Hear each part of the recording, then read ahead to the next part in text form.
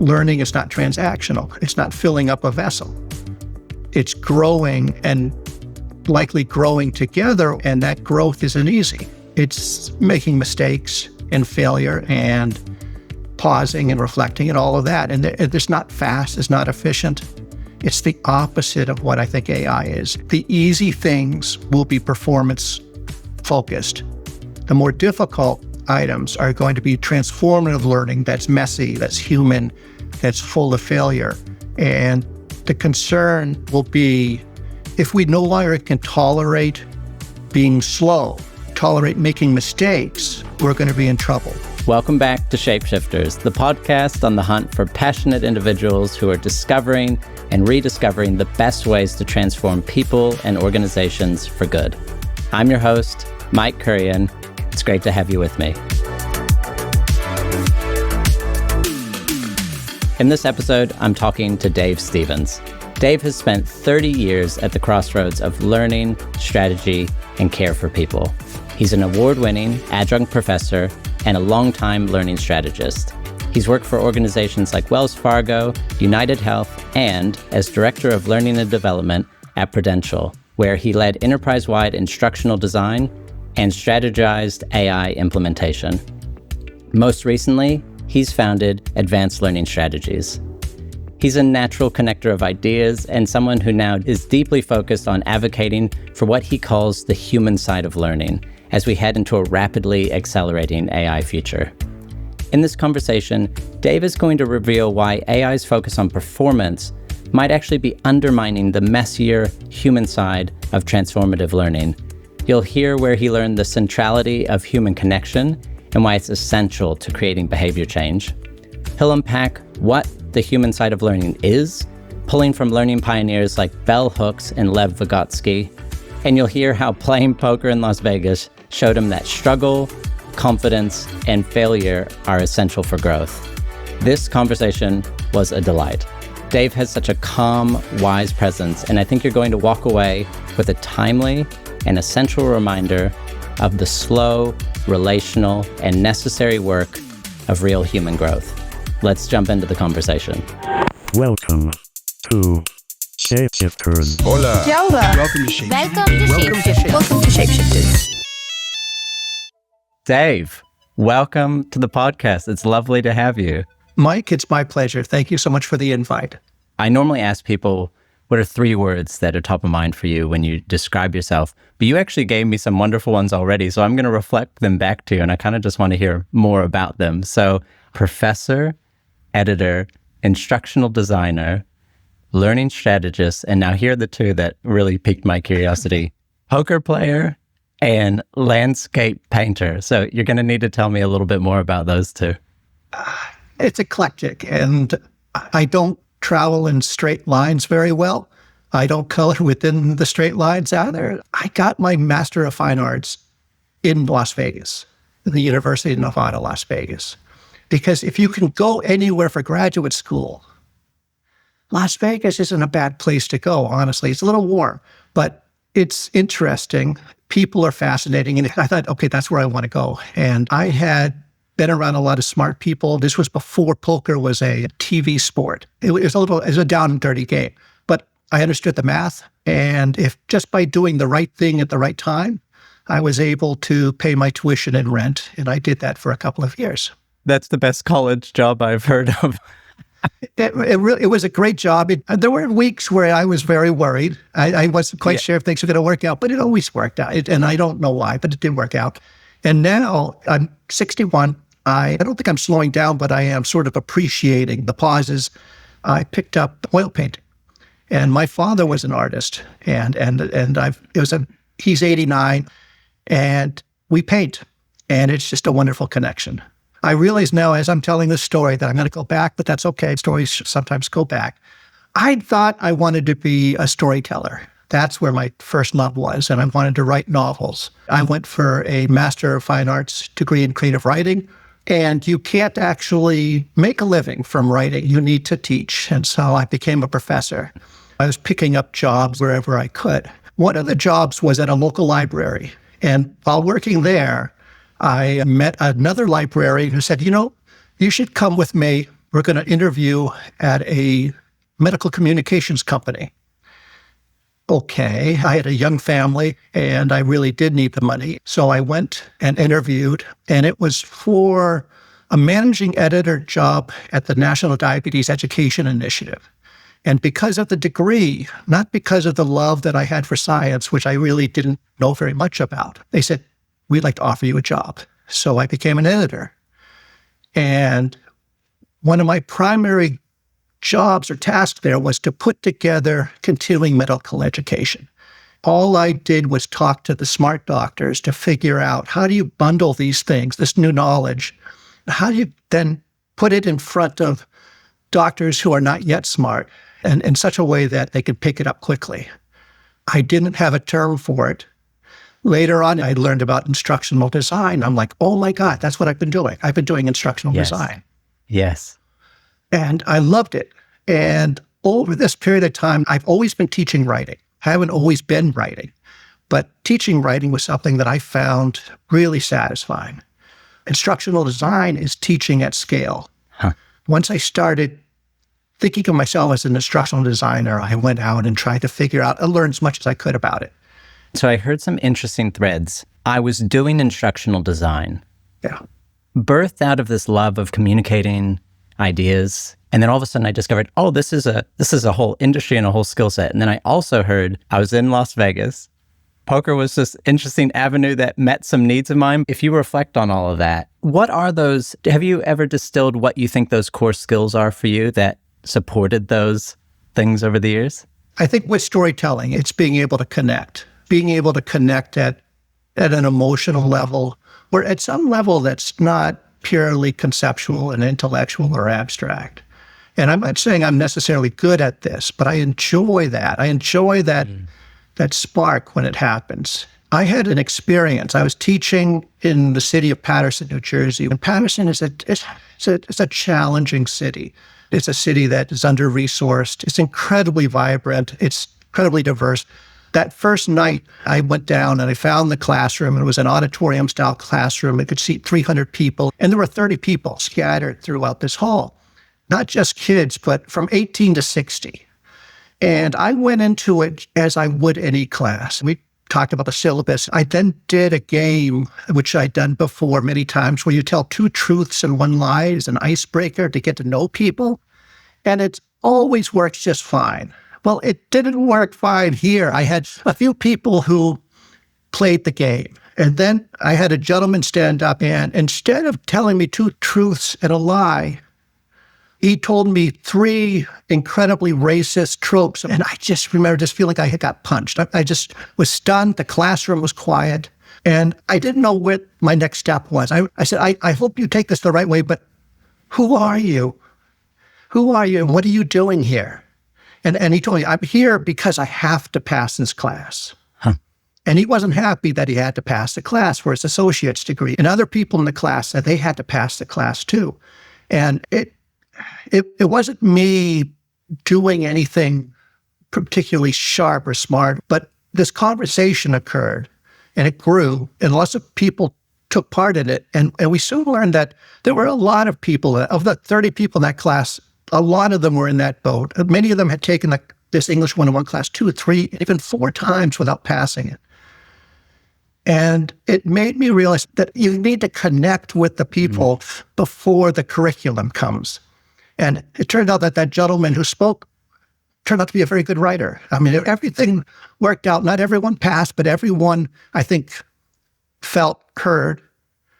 And it changed me. It really changed me. Yeah, I can hear that. I have taken that idea with instructional design.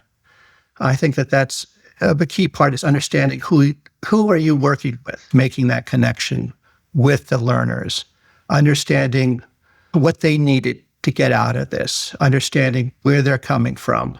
It's not necessarily creating a new curriculum so much as it is positioning things, framing them, providing the context, the scaffolding necessary for people to be successful. When you were talking about connection before, because the word I was hearing when you were building this rapport was trust. Do you think it is only trust, or do you think there's more than just trust when you're building that thing that you're calling connection? Oh, that's a great question. I suspect it is more than trust. I think trust occurs over time. And maybe it's as simple as being heard. It's an appreciation. It's a path. Taking that moment to just, okay, time out. I didn't know what the next step was. And we sort of I feel like we worked it out together as a class and then built something that became trust, but it wasn't trust immediately. There's so much nuance in there. Like you said, listening, shared discovery, time being a huge one. Something I want to share with you from New Zealand. In Maori culture, there's this idea of ako, means a lot of things, but it's a core word around teaching. And what that idea entails is learning with and from each other. And so that everyone is a teacher and everyone is a learner. That is the disposition of a learning environment. And there's this beautiful reciprocalness that I actually heard in what you were describing. As this man stands up and confronts you, he's frustrated. He doesn't want to be here. He doesn't want to be stuck in a system. And then all of a sudden, it was in this very unexpected way, a beautiful invitation to collaboration and connection. And again, I just don't want to take credit for it because it really was, it was him, it was the class. Something wonderful came from that. The Maori word I wrote down. I'm very curious about that. I'm going to maybe jump ahead. I apologize if I'm jumping too far. I'm looking at AI right now. Everything we hear is about generative AI and how it's going to change everything. And it really looks like it is going to change everything. And as a result of that, I kept thinking about connection. I kept thinking about how do we connect to AI? How do learners do this? And the word trust over time. Do I ever trust AI? I don't know. I think that's an interesting question. Really interesting question. Do I trust Microsoft? Do I trust Google? I don't. But that said, my relationship with ChatGPT that I used all day long, I don't necessarily trust it factually, but I do feel comfortable with it. Regardless, I was looking at the humans that were learning pioneers and tried to understand how learning really works. And it's exactly as you were saying, it's relational, and there's trust in its dialogue and its respect and dignity. The folks that really were the pioneers here are all in agreement that learning is not transactional. It's not filling up a vessel.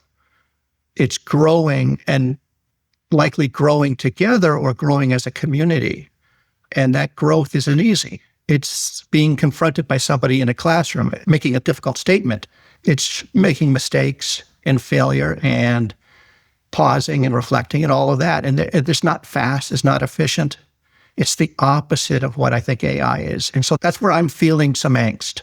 I'm not against AI. I really am truly a champion of AI, but I just want us to be careful. You said, do I trust AI? Oh man, it's so confronting because I really do see a lot of my heart is moving in the direction of something that looks like trust that I would give to another collaborator. I'll call it collaborator because I want some word that can be a median between people that I normally work with. And then all of a sudden I'm working in this weird box that I just type things into and magic comes back. Something I wrote down was there's trust. And then the word that came to mind for me was confidence. There is a confidence I am gaining. One of my explorations is I've been writing a lot of code to assist me with all sorts of automations to do my daily work, which spans all sorts of things in our business, from finance to learning design and otherwise. And I am starting to gain quite a lot of confidence that I know how to ask to get the responses I need. And it's in a domain.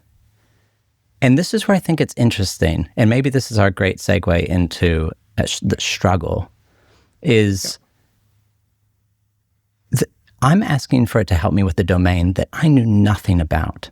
And so the struggle for me was already completely insurmountable. I had said, I will never be able to program a computer because I am never going to be able to learn these languages. I had written it off as too difficult to test. And so what's interesting for me is it's not causing me to just become lazy in a discipline that I was already proficient in. Because everything, every word every line that it turns back to me, I'm like, this is still unfamiliar. And I'm having to piece together this completely new discipline. And so I'm gaining a lot of confidence in how to do this, but it feels like I'm learning the whole time. I'm feeling a lot of struggle because I'm using AI to do something I've never done before. And so I can see that's vastly different than when people are using it to do their core skill set. I do think that much of my experience parallels what you just told me. I'm interested in those people who talk about AI as being something that's eroding critical thinking skills. I suspect that for some people that probably is true, people who are looking for that quick answer, and I don't think the quick answer is necessarily a bad thing. I suspect that learning to use AI is a frontier for all of us, for everybody, and figuring out what works for me and what doesn't work. I was playfully playing around with prompts, and I recognize that I do a lot of conversational prompts. I asked AI about it, and I said, hey, there should be a term for this, and we came up with promptologue. That's a dialogue prompt. Honestly, it was ridiculous. It just tickled me, but I do think that we're at the very beginning stages of understanding how to collaborate with this partner. You said something really interesting that I'd love everybody to hear again. I was in the middle of a promptologue. Yeah. And in the middle of a promptologue, I said, what are we doing? Can you come up with a name for this? I've recognized, and I hope those that don't do this, please try it out.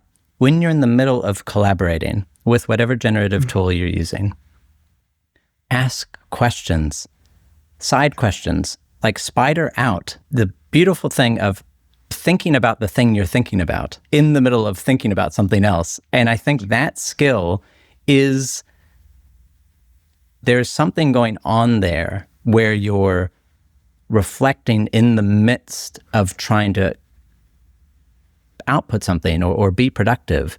And I think that can seem like inefficiency or distraction or whatever, but I think that's where the growth is. Let's say you get the job done twice as fast. What if you used a quarter of that time and reinvested it? There's something really important there. Have you been noticing that? Yep. And I think that's a key growth opportunity. And it really is a part of what we know the human side of learning is about. It's about being reflective in the moment. When you're working with AI, it does make performance-geared learning very easy. If there's a correct answer out there, it's very likely that AI does know it and is going to give it to you in just a moment. One question that I really like is, what am I missing? What is it that I'm not aware of or that I should be aware of that I'm not addressing here? And at least with the version of AI that I'm using, it's incredibly polite. It's always buttering me up. But asking it, no, what am I missing, has been very fruitful. How might a critic to this respond? Again, I think it's a learning opportunity. Yes, you could check the box, done with the task, move on to the next. But as you say, you probably have earned a little bit of time. That learning, I think that really is going to be the benefit with AI, helping us to turn performance tasks into something that actually helps us to grow and becomes transformative. We've been aspiring for true just-in-time learning, but it's always this awkward thing because you have to context switch. I'm writing an email to somebody about a project, and all of a sudden I got to bounce into some other application to do the just-in-time learning. And I think what's fascinating about this is the most wonderful opportunity for the just-in-time reflection and learning.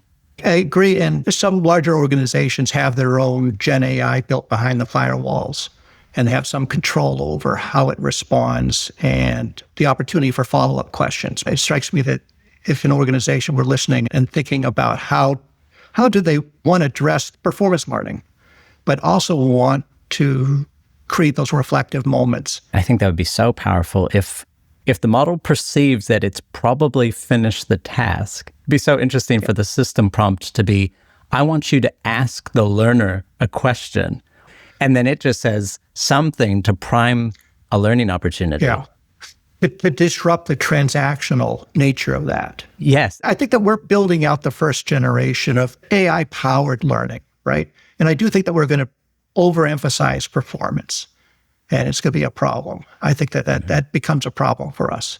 where we don't create the space for us to make mistakes, where we don't have the transformative learning that requires relational dynamics, whether it's people or whether it's with different ideas, and it's uncomfortable. It's a little bit of sand in the machine. Growth learning is always sand in the machine. The Shapeshifters podcast is brought to you by Makeshapes, group learning delivery for the modern workplace. Makeshapes is a digital platform designed specifically to help large and complex organizations deliver critical talent and transformation initiatives at scale. Makeshapes enables delivery of meaningful group learning experiences that are not reliant on an army of facilitators, so you can reach everyone quickly and consistently. Ready to transform learning and development delivery? Visit makeshapes.com and book in a demo. And if you mention that you heard about Makeshapes on the Shapeshifters podcast, you can get 20% off your first year. You mentioned a phrase that I've fallen in love with, and I believe it's yours, which is the human side of learning. Can you tell me what the human side of learning is? Well, it ties into what we're talking about. And it's also something that I didn't fully appreciate. So when I became an instructional designer, these are things that I was digging around with as I was trying to scale this connection to learners. And that was so productive for me when I was teaching in a classroom. I reached out to AI and said, hey, I want to understand what is it about learning that's truly human. And so this machine started to tell me about what makes learning human. And there's some irony there. But I suspect for most of these people, I had knowledge of their existence, but didn't fully appreciate how these learning pioneers, how they structured and helped us to appreciate how learning is really a human activity. Jane Vella was one of the first that we introduced. Jane Vella was in the Peace Corps. She was in Tanzania, which was teaching and was recognizing that didactic learning wasn't getting her anywhere. And so really stepped back and said, okay, this is a conversation. This is a dialogue. And through kind of an epiphany, put together a whole structured model of learning that was dialogue in nature, in which, as you had described earlier, that learning was between a student and somebody with a little bit more experience, really. Yeah, it was reciprocal. It went both ways. Reciprocal, like perfect word. Bell Hooks, really, in my mind, is one of these people who everyone should know about her. She wrote her name in lowercase, Bellhooks, like E.E. Cummings style, but she did it because she didn't want to get in the way of what it was that she was talking about. It wasn't her theory. It wasn't about her. It was about this concept that the entire student needs to be in the classroom, not just that intellectual side of the student. The same is true with the facilitator. Everybody involved in the learning process, you bring the whole self. And we hear that in corporate learning, about encouraging people to bring their whole self. And we recognize that diversity of thought and perspective is going to be game-changing. And it really is the only way you can anticipate the future is by having that fuzzy edge, which is diversity. She articulated that better than anyone had before her. The one that I didn't understand, or who I didn't really know about, was Lev Vygotsky. And Lev Vygotsky was probably the oldest of this group, was in early Soviet Russia. I learned that he died quite young, in his late 30s, of tuberculosis. And the things that he wrote about were hidden. And people didn't know of his thinking for decades after he was gone. He's the one that the zone of proximal development. It's a hard phrase, but its meaning, you immediately understand it, that learning takes place on a frontier. And each of us have these little oases of literacy, and the learning is taking place on the edge. You may need reinforcement in the middle, but the learning is on the edge, and they're really lively places. And that it's social. Learning is social because you can only do so much yourself in learning. You can only get so far, but you're going to need some sort of social help in order to pick up things on that living frontier of things that are new. And he called that scaffolding. And every one of us in L&D has heard that term, scaffolding. And that's to support people to get to the next handhold or step. And I had never understood that this is where that phrase came from. And I appreciated so much how it's a social thing. It's between humans, and it's that social aspect of it really hit me hard. Yeah, so I when I was putting together the Human Side of Learning series for LinkedIn, boy, another example of a teacher or whoever I am in this scenario, learning far more than probably anybody else did. I love that. And so have you figured out a way to distill all of that into what you're calling your next practices? I heard you describe it as, what are the next practices that you want to help support organizations putting in place? So my answer should be yes, I have it all figured out, but I don't. I have the trajectory, and I have an understanding that this is necessary. I have an appreciation that these voices are saying many of the same things, that much of which is telling me, hey, when we're looking at learning, the easy things will be performance focused. The more difficult items are going to be transformative learning that's messy, that's human, that's full of failure. And the concern will be if we no longer can tolerate being slow, tolerate making mistakes, yes, we're going to be in trouble. We'll be successful short term. And then this next generation of business, a next generation of products, our customers are going to continue to evolve. And we're always a step or two behind, and we're trying to catch up, and we won't be able to. That'll be a problem. That really will be a problem. So with that outcome in mind, I'm looking to be able to put together the voices and try to help people to understand how do we connect those dots in order to change that outcome that feels to me is, I think it may not be terrible, but I suspect that it's something that we should try to avoid. And one way is to, hey, within L&D, we have a lot of folks. Many of them are highly educated, and people that think about metacognitive learning and making sure that they're at the table when we're talking about integrating AI into these learning tools. In many of the organizations that I've worked with, that was not the case. And for whatever reason, and IT, for the most part, owns AI. I just think let's make sure that we're looking and we're cultivating that transformative learning that is messy, and we have to understand what happens if we're going to overemphasize performance because we can suddenly do that. How do you look at a mistake? A mistake now is something that's not a learning opportunity. We lose the opportunity to gain real insight in the way that we've always learned in the past, which has been this human side of learning. Patrick Lencioni, he talks about this thing of organizational health is the top of, if it was Maslow's, it's at the top of the pyramid. And he's saying without it, everything ends up falling away and collapsing. Eventually, you can prioritize performance for a season, but ultimately this will come home to roost. And I think you're describing something really similar, that yes, there will be this glory days of productivity and performance, but if we neglect growth, the board might get the best results for the next 2 or 3 or however many years, but eventually it's actually not going to be sustainable. I think that's exactly right. Over-engineering the performative side of learning, again, it's going to be the easy thing to do. Mm-hmm. It's going to be the thing that brings us the most short-term success. It's incentivized in that way. Exactly. That's exactly right. And why wouldn't we do it? We will do it. But there needs to be, so we talk about professional development, the soft skills, which maybe you think of them as power skills instead, organizational development. I think that these are areas that would benefit from AI.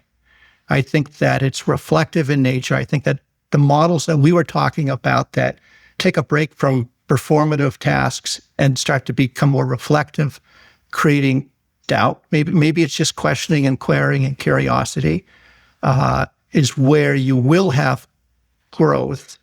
That growth it's not predictable. It's not something you can necessarily forecast, but it has led to just about every major breakthrough. The breakthroughs aren't done with a calculation. They're a connection. It's two things that were unrelated at one time. And that's how the human side of learning works. How do you think we help people build the muscle of curiosity? I just am recognizing that some people possess this insatiable curiosity and others, it's just different. Do you have any insights on how we start to help others feel safe to be curious? Right. Well, I think that's the key word is creating that psychological safety to be able to do that. At United Healthcare, we would give an award for the greatest failure of the quarter. And it wasn't tongue-in-cheek. It really was an award. There's money associated with it. And it was just to call that out and in some manner recognize that failure likely came from risk-taking of some sort, or through no control that I had. I have journeyed through something that allowed me to be confident.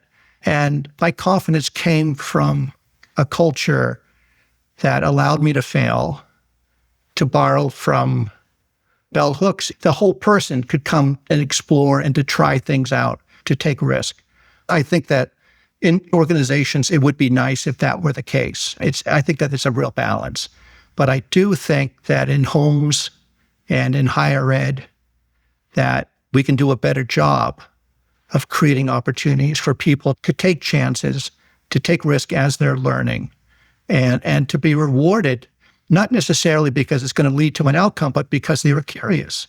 If you feed curiosity, curiosity grows. Maybe that's the shortest answer. I've heard reasons that sound like they were some of the personal motivations for starting advanced learning strategies. What were some of the other drivers why you started it? There's something called learning debt that I haven't heard anyone discuss. And I keep thinking about, within IT, there's tech debt. And it's this complexity that grows. It's difficult to disentangle when it is time to retire things.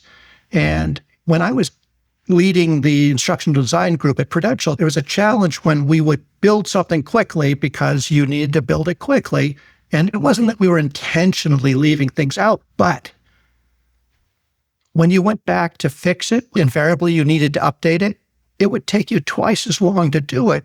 And there was never an understanding from anyone, why would it take us twice as long to do that? And building that understanding that the faster you go, the more opportunity there is to create this debt that you will pay a little bit later down the road. And honestly, it's not that you need to be debt-free, it's just that you need to be able to manage it. Nobody's going to get a bonus because of tech debt. But understanding that it exists and understanding how to navigate that and how to manage it in the moment and then long-term is something that's going to give you a healthier organization at the top. I love the fact that I have the opportunity to be able to think maybe that's a better approach, and we'll see where it goes. When I was reflecting on some of the words you've written down preparing for this, you had curiosity, we've covered that. Trust, we've covered that. Connection, we've covered that. I was just like thinking there are these wonderful pillars that do stand up this idea that you're having of the human side of learning. Another word you've chosen is meaningful. Can you flesh that out for me? Things can be meaningful in a great number of ways. They can be meaningful to the organization. They can be meaningful to a customer. They can be meaningful to the well-being of a program, and meaningful to individuals. I think meaningful learning is learning that's going to benefit the learner through growth, and it becomes part of their identity. The identity of being eternally curious is something that came from beneficial learning. It wasn't intentional.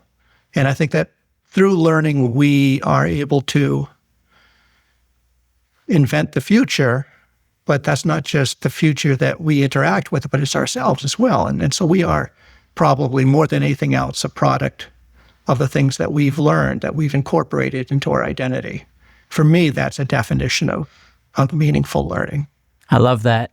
And I was also thinking about how when you're in a physical space or even a digital space with particular individuals, I find when I have aha moments that somehow those people are embedded in it. Yeah. They're an integral part. They almost then become these cues and reminders for me. Just seeing their face can trigger, oh yeah. And it creates this momentum where then they become these beacons that spur that idea on. And so if people are feeling hesitation on how do I resist the reward that comes from performance and productivity and intentionally invest in growth. And to me, if that is true, what I described, there's kind of a compounding interest when you start investing in growth. Yeah, I think you said it just perfectly right. It's difficult to predict where it shows. And I do love the concept of compounding interest, that it does grow. And growth grows.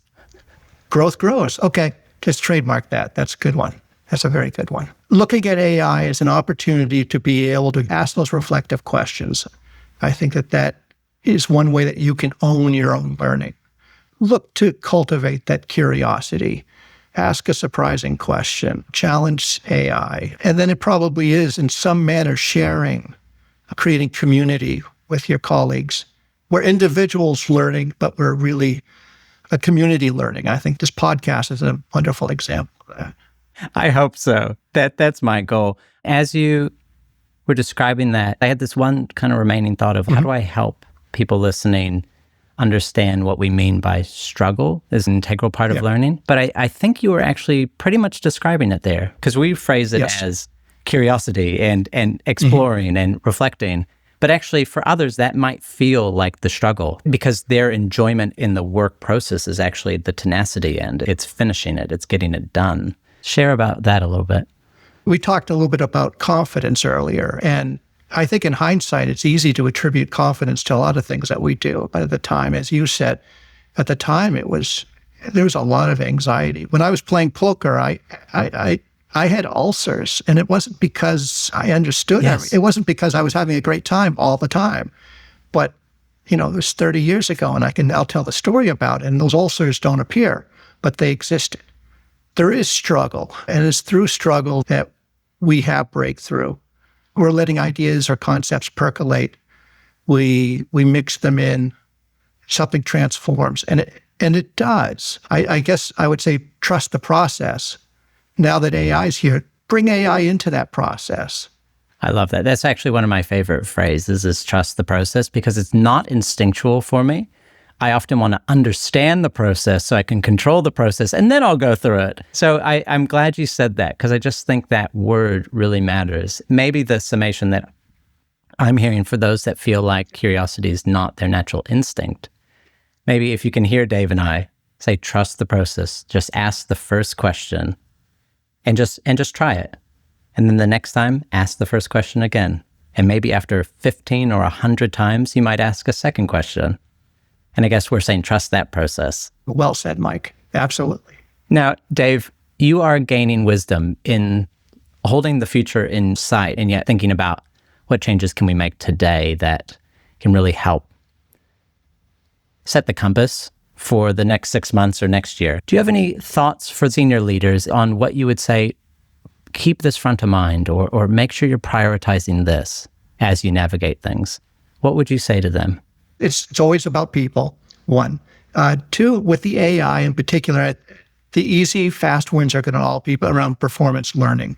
And great, take advantage, but be careful of resource there. And I would just say that the long-term sustainability is going to be in those transformative learnings that have to continue, whether it is professional development or the power skills, soft skills.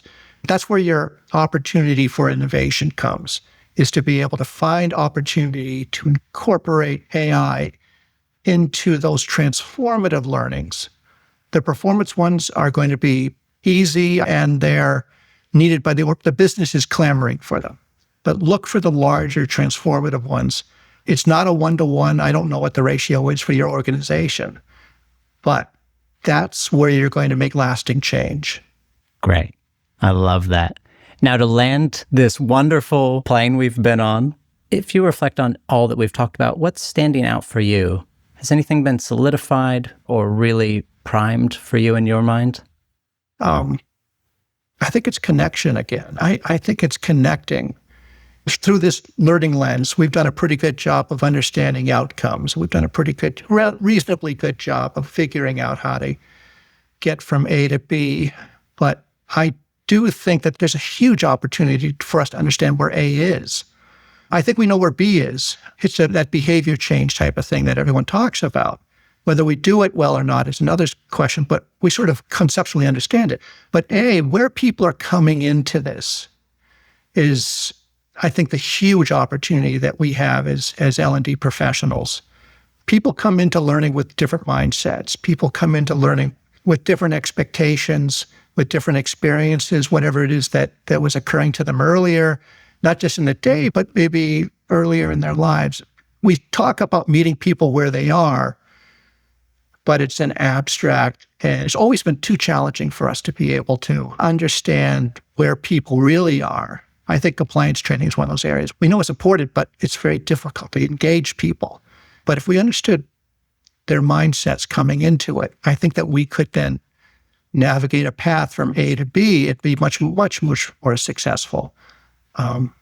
That's one of the hopes that I really do have for AI, is that AI, as we're working with AI is working with us to understand a little bit more about us. And it's different for everyone. And it'll take into my idiosyncrasies and my experiences and the fact that I'm curious as you are. And it will build that into the cake mixture. So the learning that comes out of that will be likely more effective. And I think that understanding where A is the challenge that we've never fully addressed. But I think that now that is the opportunity. If we understand that, we can do performative training, and we can also do this transformative training as well. We can create opportunities for people to grow. Well, Dave, pure delight speaking with you. Absolutely. No, absolutely. I feel exactly the same way. Thank you. Thank you for the invite. Thank you for the opportunity. I really appreciate it. And that wraps up this episode of Shapeshifters. Thanks so much for being with us. We really want this to become a two-way conversation, so we would love for you to send in any questions or comments that this episode has prompted. You can do that by emailing shapeshifters@makeshapes.com, or if you're listening on Spotify, you can drop it into the comments section. We'll be incorporating these questions and comments into future episodes. Remember, if you want to stay up to date with the podcast, go to the Shapeshifters website, link in the description, and sign up to our community. I'm grateful for all of you. This is a real joy for me to get to do this, so thank you for your support. Until next time, I'm Mike Kurian, and this is Shapeshifters.